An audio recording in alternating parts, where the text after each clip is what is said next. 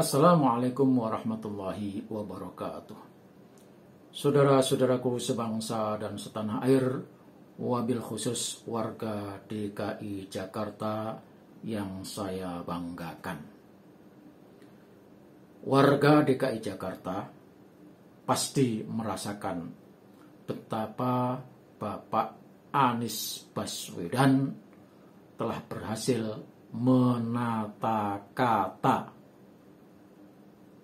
membangun citra, menurunkan tensi demonstrasi di balai kota, dan menyatukan pendukungnya. Kita tidak boleh menafikan keberhasilan Pak Anies Baswedan. Apa itu keberhasilannya? Yang pertama, Bapak Anies Baswedan telah berhasil menekan demonstrasi, menihilkan demonstrasi orang-orang yang berteriak-teriak biasanya dulu datang ke balai kota, dan juga orang-orang yang punya masalah yang dulu biasa mengadu ke balai kota. Pada saat Pak Anies jadi gubernur, semuanya tidak ada. Tidak ada demonstrasi, juga tidak ada orang yang mengadukan masalah yang dihadapi di DKI Jakarta. Kenapa tidak ada demonstrasi ke balai kota? Ya, yang pertama karena Bapak Anies Baswedan adalah gubernur seiman. Bapak Anies Baswedan adalah gubernur seiman dengan para kadrun yang biasa melakukan demonstrasi, berteriak-teriak di Monas, berteriak-teriak di jalan sambil mengucapkan takbir. Anies Baswedan terpilih menjadi gubernur ini karena perjuangan para kadrun, didukung oleh para kadrun dengan politik identitas. Kadrun yang memecah belah umat, yang berdalil dengan agama, dengan ayat dan mayat, menimbulkan sentimen dan perpecahan antar umat, dan memprovokasi umat agar membenci sesama saudaranya hanya karena pilihan gubernur yang seiman. Yang kedua, kenapa tidak ada demo?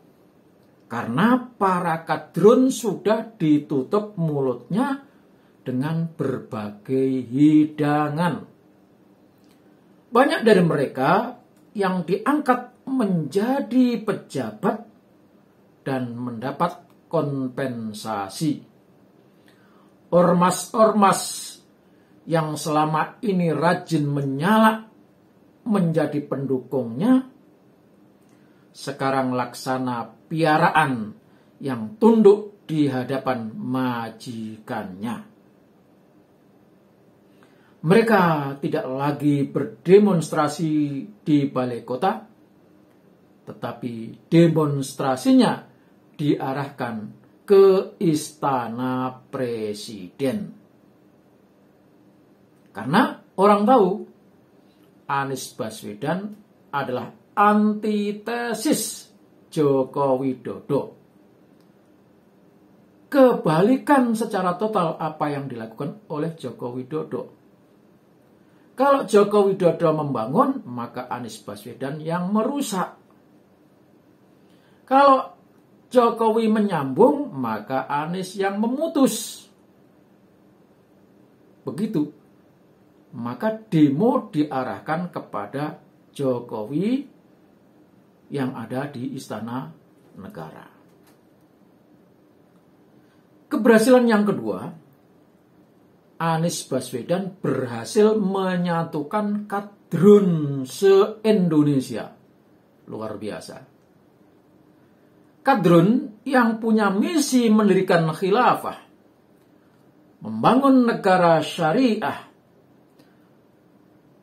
yang katanya NKRI bersyariah, kadrun yang merusak, kadrun yang memecah belah Negara Kesatuan Republik Indonesia.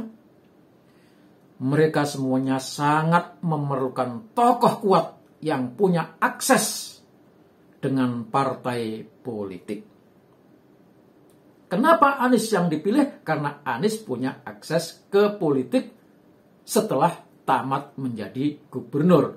Buktinya telah dideklarasikan oleh Nasdem Anies sebagai calon presiden.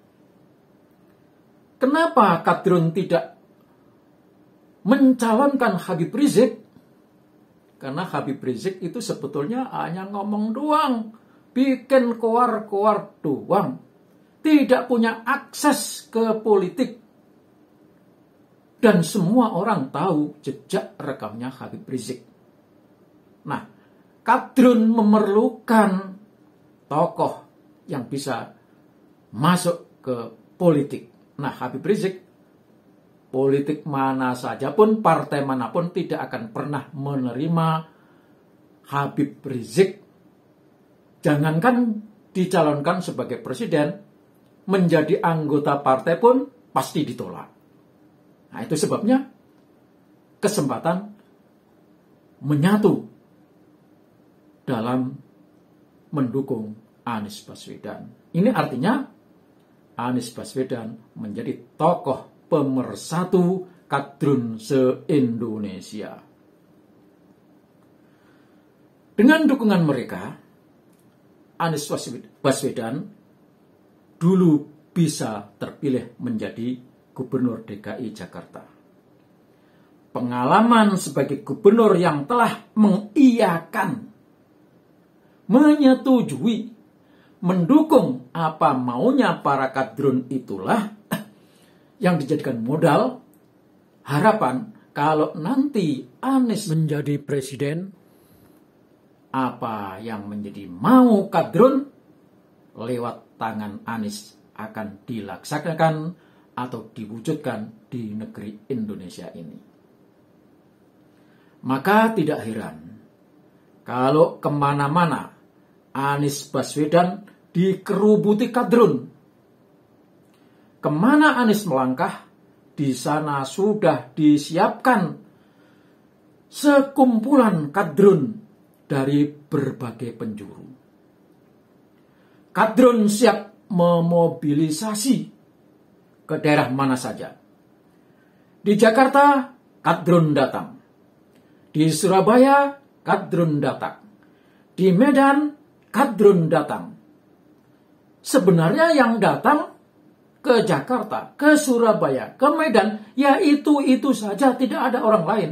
Karena memang sebesar itulah klaim jumlah kadrun sebagaimana yang pernah dinyatakan 7 juta itu.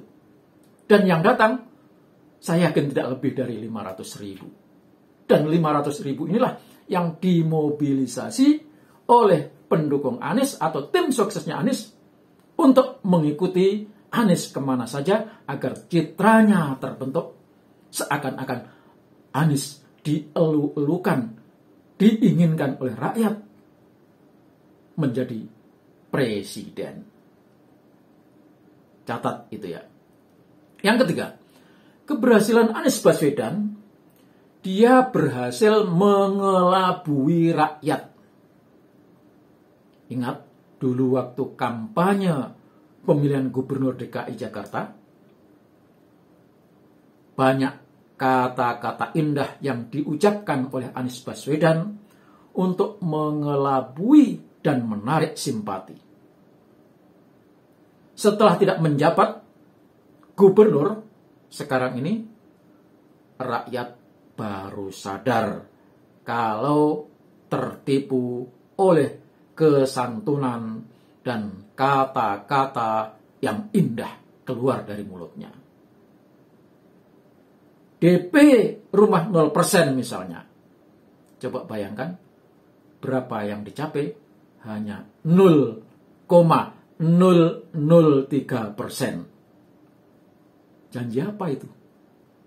Contoh lagi, rakyat diberikan modal usaha, tempat usaha, dan dicarikan pembelinya. OKOC, keberhasilannya cuma 0,3%. Dengan 3 keberhasilan ini, silahkan saudara-saudara berpikir, layakkah dan pantaskah dia menjadi presiden? Anda yang punya pikiran, pikirkanlah.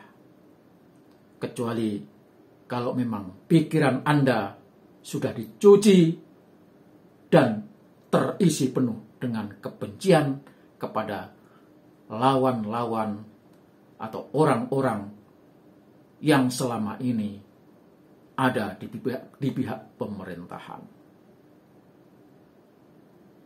Sekali lagi, camkan, pikirkan betapa bahayanya nanti kalau Anies Baswedan menjadi presiden. Coba saudara pikirkan kembali betapa bahayanya nanti kalau Anies Baswedan menjadi presiden. Di belakangnya adalah kelompok-kelompok yang ingin mengubah negara kesatuan Republik Indonesia ini menjadi negara syariah. Padahal Indonesia ini sudah negara Islam, sudah menjalankan syariah walaupun tidak berlabel syariah. Wassalamualaikum warahmatullahi wabarakatuh.